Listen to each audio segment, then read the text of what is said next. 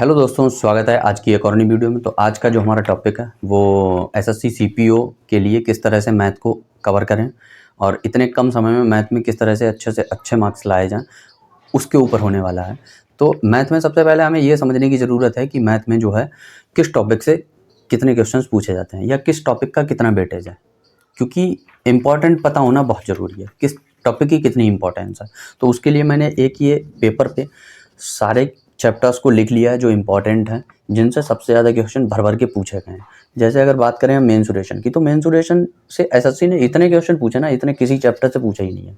Mensuration है, geometry, algebra है, trigonometry है, ये तो टॉप पे हैं, इनसे क्वेश्चन बहुत पूछे गए। तो आप जो एडवांस का पोर्शन है वो तो आपको पढ़ना ही पड़ेगा, अच्छे से पढ़ना पड़ेगा, आएंगे ही आएंगे क्वेश्चन।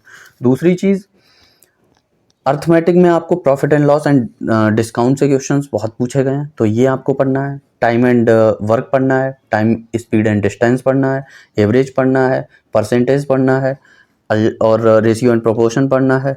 फिर एलसीएम एचसीएफ है, डिस्काउंट तो पढ़ना ही है, सीआईएसआई है। तो ये इंपॉर्टेंट टॉपिक हैं। वैसे तो टोटल टॉपिक जो है मैथ में वो 24 टॉपिक हैं, ठीक है, लेकिन सारे इंपॉर्टेंट नहीं है, तो वो आप बाद में कवर करिए। पहले आप इन टॉपिक्स को कवर कर लीजिए। इसकी मैं फ़ोटो आपको जो है ये पूरा का पूरा एक टेलीग्राम पे भेज दूंगा। टेलीग्राम से आप जुड़ जाइएगा, उसमें सारी की सारी डिटेल्स मैं शेयर कर दूंगा। जैसे ये तो कर ही दूंगा, इंग्लिश वाला इससे पहले वाला था वो भी मैंने कर दिया है, तो वो भी आप देख लीजिएगा। और यही सारे टॉपिक हैं इसमें। जैसे मेंसुरेशन है, 731 क्वेश्चन आए हुए हैं, ठीक है, तो इसका वेटेज बहुत है। तो पहले हमें ये समझने की ज़रूरत है कि किस टॉपिक का कितना वेटेज है, और उस वेटेज के हिसाब से हम तैयारी करेंगे, है ना। गधों की तरह मेहनत नहीं करनी है, जैसे सब करते हैं वैसे करने की ज़रूरत नहीं है। थोड़ा सा स्मार्ट वर्क करेंगे तभी हम जो है औरों से अलग हो पाएंगे। तो ये सबसे बेस्ट तरीका है कि उन टॉपिक्स को पहले कवर करो जिनका वेटेज ज़्यादा है। बशर्ते लोग मिक्सचर एंड एलिगेशन पढ़ने लगते हैं, कहाँ एक दो क्वेश्चन आता है, एक क्वेश्चन मुश्किल से नहीं आता है, किसी शिफ्ट में आ जाता तो आ जाता है, तो क्यों पढ़ना उसको, बाद में पढ़ो अगर आपके पास टाइम बचता है। इसलिए उन चैप्टर्स को पहले कवर करो जिनका वेटेज ज़्यादा है। और ये सारे के सारे वो चैप्टर हैं जिनसे क्वेश्चंस भर भर के आते हैं, और यही वो चैप्टर हैं जो हर एग्जाम में आपको मिलेंगे। इतने कवर कर लिया आपने तो कुछ छूटेगा ही नहीं।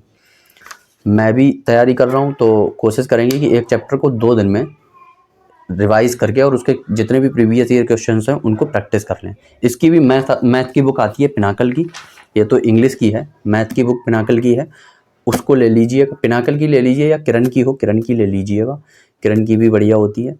और उससे जितने भी प्रीवियस ईयर क्वेश्चंस हैं सीपीओ और एसएससी सीजीएल तक के और सीएचएसएल के, वो सारे के सारे उस चैप्टर के क्वेश्चंस को प्रैक्टिस कर डालिए। ये सबसे बेस्ट तरीका है तैयारी का, और ये आप 2 दिन में तो आराम से कर सकते हैं एक चैप्टर को।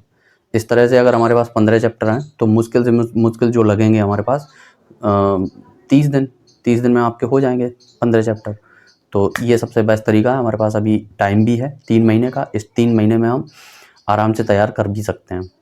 और ये स्ट्रेटजी नए बच्चे के लिए नहीं है जिसने अभी तक कुछ पढ़ा ही नहीं है, ये उसके लिए जिसने एक बार सिलेबस को कवर कर लिया है और वो अब अपनी स्पीड और कोर्स को रिवाइज करना चाहता है, अच्छे से अच्छे नंबर लाना चाहता है। तो ये सिर्फ उसी के लिए सही में नया बच्चा जो होगा वो केवल कोर्स ही कंप्लीट कर पाएगा जब तक एग्ज़ाम है। तो बाकी अगर करना चाहते हो तो करके देख लो, हो सकता है वही कर सको, किसी की कैपेसिटी होती है। बाकी मिलते हैं किसी और वीडियो में। Thanks for watching. Like, comment, share and subscribe कीजिएगा और इस चैनल को ग्रो करने में मदद कीजिएगा। Thank you.